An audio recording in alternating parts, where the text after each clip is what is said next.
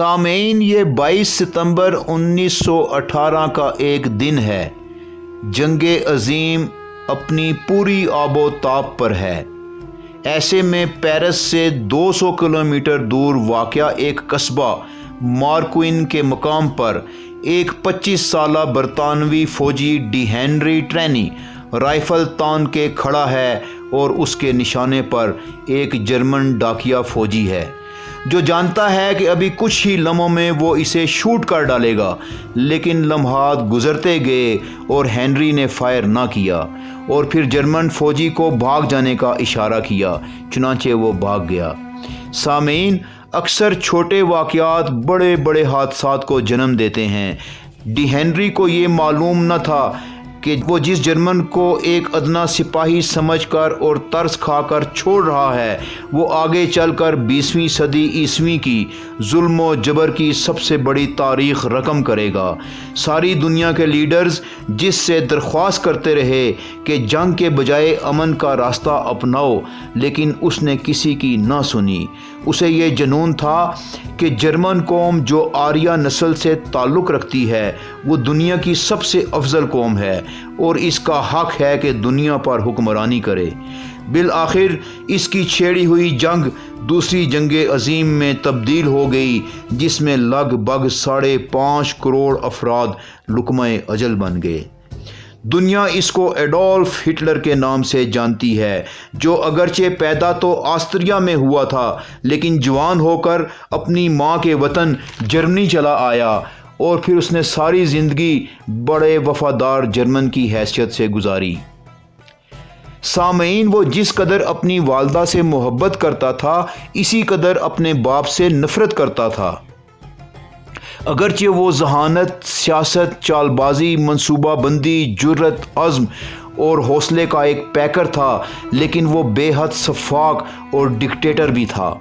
अगरचे वो आला पाए का मुसव्विर बनना चाहता था मगर नाकाम रहा और मुक़द्दर ने उसके हाथ में बंदूक थमाकर उसे जर्मन फ़ौज का सिपाही बना दिया। सामीन, आप देख रहे हैं दस्तक टीवी की सीरीज़ जानिए कौन में एडोल्फ हिटलर। लेकिन अगर आपने अभी तक हमारा चैनल सब्सक्राइब नहीं किया तो पहले इसे सब्सक्राइब कर लें और साथ ही बेल आइकन को भी प्रेस कर लें ताकि आपको हमारी मज़ीद अपडेट्स मिलती रहें। मेरे मुअज़्ज़ज़ सामीन, हिटलर ने अपने बाकायदा सियासी कैरियर का आगाज़ जर्मनी की एक मज़दूर पार्टी जर्मन वर्कर्स पार्टी से किया, जो बाद में नाज़ी पार्टी कहलाई गई।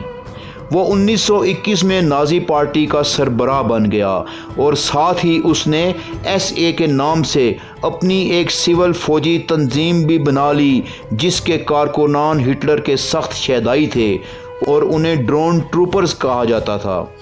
वो ब्राउन शर्ट्स में मलबूस नज़र आते थे। सामीन, 1923 में जर्मन हुकूमत की नाकामी की वजह से जर्मनी की मईशत मुकम्मल तबाह व बर्बाद हो चुकी थी। जर्मन मार्क इस कदर डिवैल्यू हो चुका था कि अगर बेकरी से एक बंद या डबल रोटी लानी पड़ती तो अवाम थैलों के थैले पैसों के भर कर लेकर जाते और उसके इवज़ फ़कत एक डबल रोटी हासिल करते। हिटलर जो एक इनकलाबी था, उसने जब ये हालात देखे तो अपनी नाज़ी कारकुनान को साथ मिलाकर म्यूनिख पर कब्ज़ा करने की कोशिश की, जो नाकाम हो गई और हिटलर को हुकूमत वक्त ने मुकदमा चलाकर 5 साल कैद की सज़ा सुना दी। लेकिन फिर चंद माह बाद इसे रिहा कर दिया गया। कैद के दौरान उसने अपनी मशहूर ज़माना किताब माइन कैम्फ लिखी।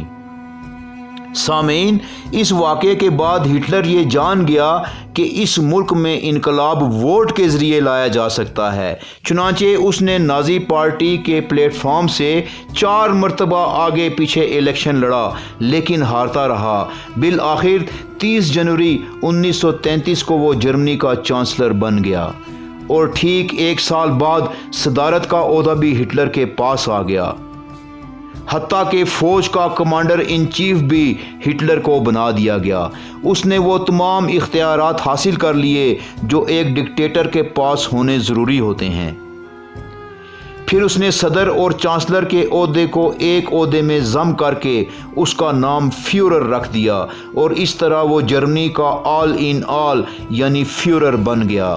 اس کے بعد اس نے نہ صرف سیاسی اور دیگر پارٹیوں پر پابندی لگا دی بلکہ ہر اس کام کو سختی سے منع کر دیا جو نازی نظریات سے متصادم تھا۔ سامعین، ہٹلر یہودیوں کا بھی بے انتہا مخالف تھا۔ اس نے 60 لاکھ یہودی ہالوکاسٹ کے فتنے میں مروا دیے تھے۔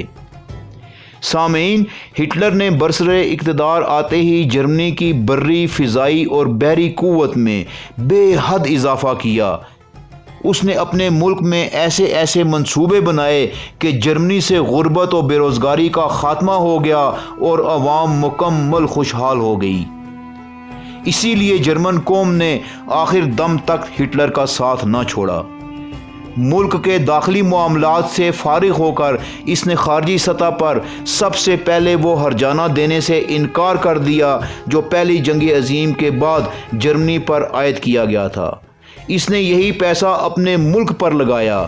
دوسرا، اس نے لیگ آف نیشن بھی چھوڑ دی اور سارے عالمی معاہدے توڑ دیے۔